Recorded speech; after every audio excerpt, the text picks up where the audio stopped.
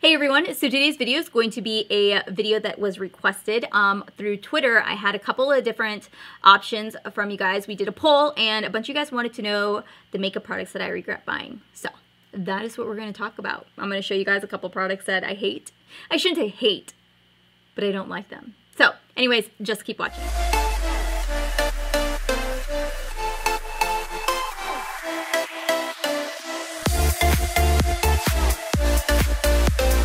Because I have been walking around all day with my zipper down, giving the boys a peep show. Let's do this. So the very first product we're diving into is a hair care, because I only have one hair care product, but I feel like I need to explain this to you guys because I feel like this is the culprit to why I have such dry ends. This here is the Garnier Fructis Style Flat Iron Perfecting Straightening Mist. Whew. Anywho, I was looking for a product that I could put in my hair to spray before I flat iron it, and they were out of the Tresemme one, which has been a long time love of mine, and so they had this one. So I said, okay, well, let's try it. And I kid you not, like the first week that I used this stuff, my hair, like the ends of it were so dry and brittle. I had to do like 2 deep conditioning masks, and then I tried it again because I was like, well, something's wrong. Like I haven't changed anything in my hair care. Something's wrong. Again, it just made it super dry and brittle, so I found out that it just was not working for me. Unfortunately, this product just really damaged my hair more than it did anything, and I could definitely see it, especially after I would blow dry it. It just looks so unhealthy, and I finally got it back to its a bit of a healthier stage, but it took a lot of masks, a lot. The next product I have here is something that I'm so sad to talk about, because if you guys have been on my channel for some time, then you guys know I have like a very strong love for alginus. Like, I don't know what it is, but ever since I tried it, my husband and I cannot get enough of it. But I tried out this product, and this is the one product where I'm just like, no, like, oh, I don't, what were you thinking? This here is the Regenerative Anti-Aging Lotion. Now, the one that I typically use is in a bottle, is in like a little tub, and it's the Firming Neck and Face Cream or something like that. Anywho, that stuff is like my holy grail stuff. Or their Power line, the black like tubes, all of their line in their black tubes, very expensive, but it's amazing. Anyways, I wanted to try this one out because it's a little bit of a lighter formula, and I felt like the other one was just a little too thick sometimes, especially in the summer months. Started using this stuff, and I was like, okay, it's good. I like it.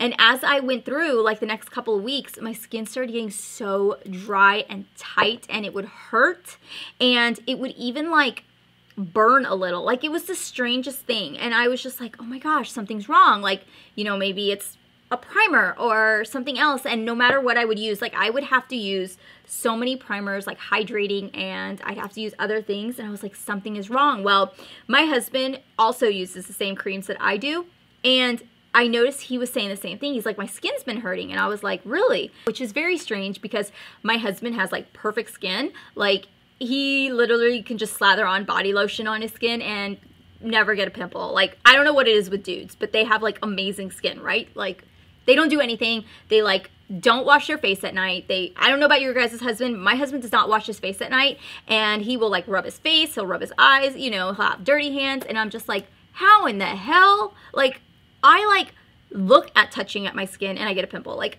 I don't even understand. So it just does not work, unfortunately. And, you know, I'm just really sad because this is just one product, literally like the only product of alginus so far that I've tried that I don't like. So the next product I have here is, it's not something I don't like, but I feel like it was one of those products where I regret buying it because I just don't use it and I don't feel like it actually does anything. And this here is a Smashbox Photo Finish Primer in Light, and I was using it, but I felt like it didn't do anything. Like, it didn't like, you know, hide any of my pores. It didn't, you know, make my skin last longer. It didn't make my foundation look good. It just didn't have any of the same benefits, in my opinion, than the other one. And I think it's because that one's silicone based, and I feel like either some people love silicone based primers or some people hate silicone based primers. I'm somebody that I almost feel like if it doesn't have silicone in it, I'm like, then what's it doing?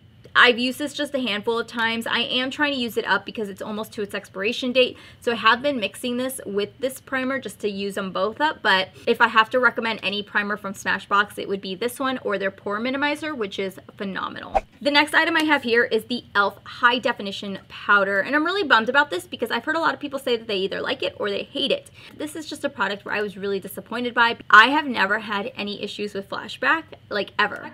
But this one gives me really bad flashback. Like, it is intense.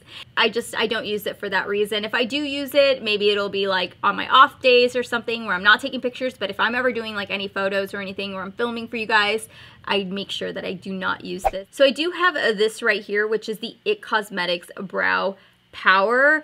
And this here we got in our BoxyCharm boxes, I think 2 months ago. And I used it and it was fine, but then I tried using it again and I felt like there was something about it, and I don't know if it's the color. I liked it and then I kept using it and then I was like finding things that I didn't like about it. And I don't know if it's the color necessarily, but I almost feel like it's almost too light for me because I have very sparse brows. Well, I have almost no brow on this brow and very sparse brows here. So I feel like if you have brows, this will be a great just like fill in for every day. But if you have no brows, this is not going to work at all for you. And I feel like I have to work extra hard to kind of really get the color out on it, that it almost hurts my brows. And I've actually pulled out some of my brows using this product because it's like so, I think there's just so much wax to it that you're just like, come on, come on, come on. So I don't know, this just didn't work for me at all, and I'm probably just going to donate it or toss it, to be honest with you, because I don't like using it at all. And then the last two products that I have here are by Maybelline. And I'm really bummed to talk about this because I was really hoping to like it. The very first one we have is the Maybelline Gel Liner in Blackest Black. And I know so many people love this, but there is something about this gel liner which every time I buy one, it goes really bad really fast. Like, it just dries out really quickly, and trust me, I do everything right.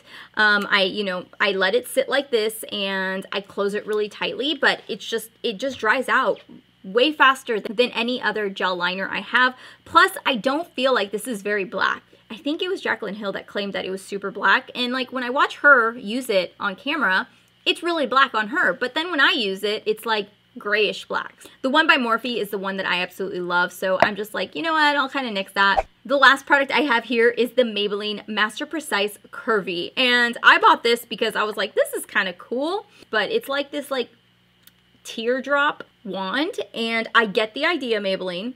And I do like how it's, you know, got a little, like, if you lay it flat, you can get it really chunky, and, you know, you can turn it on its side and you can make it really thin. But my problem is that even when I try to use it thin, you have to hold it a certain way and you have to be very precise, maybe why it's called Precisely. Sometimes you can get like uneven lines, like, you know, some parts will be thick, some parts will be thin. It's just a very testy product in my opinion, and it was something that I was very unhappy with.